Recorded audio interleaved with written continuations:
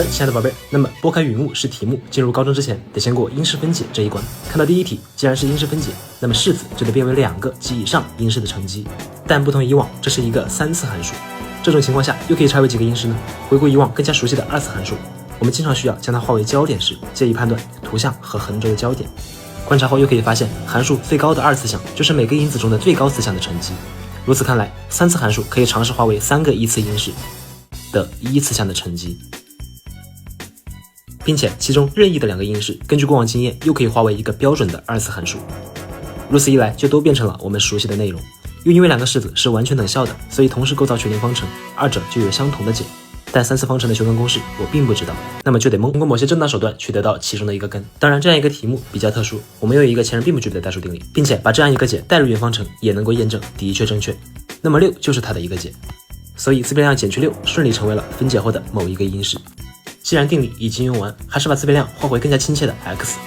那么眼前拥有2个因式的乘积的表达式，并且还知道其中的一个因式，去求另外一个未知的因式。那么聪明宝贝一定想到了要使用除法，不过名如其形，它叫长除法。被除数放里边，除数放外边。以前从最高位消起，那么现在就从最高次消起。为了消去立方项 x 减6，就需要乘上一个 x 的平方，得到 x 立方减去 6x 的平方。矩形框内上解下就留下一个负 2x 方，与后项合并。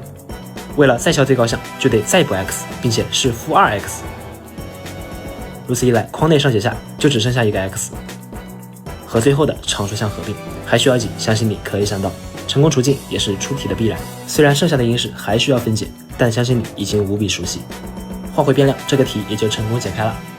可是，当我们失去了这样强而有力的定理的支撑时，面对一个一般形式的3次函数，我们的确需要从最简单的正负1、正负2时起，尤其是1。再观察第2题的形式，由常除法同理可得，先找出其中相对简洁的根 x 等于1，带回原式中进行验证。确认无误后，将方程的解转化为对应的因式，放在场外。先消最高项，补上 x 的立方，剩下负4倍 x 的立方，和余项合并。再消次高项，剩下5倍 x 平方，再与余项合并。2次因式可以直接分解，同样成功除尽，完成初步分解。后面没有彻底分解的因式也是如法炮制。